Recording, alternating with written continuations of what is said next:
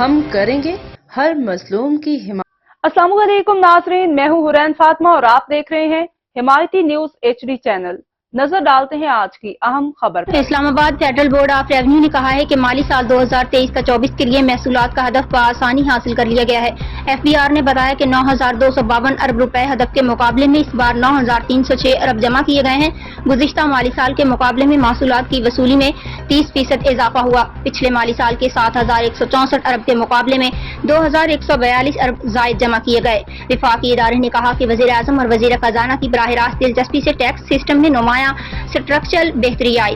Policy shift کی وجہ سے مقامی وسائل کو متحرک کرنے پر زیادہ توجہ مبذول کی گئی۔ FBR کے مطابق امیر اور باوسائل طبقہ پر براہ راست ٹیکس بڑھائے گئے۔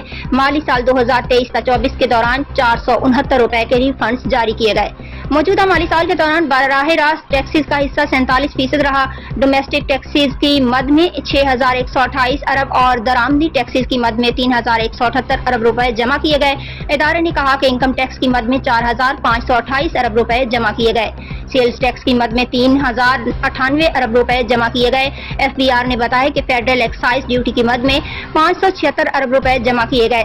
مالی سال 2023 تا 24 میں کسٹمز ڈیوٹی کی مد میں 1,104 ارب کے محصولات جمع ہوئے۔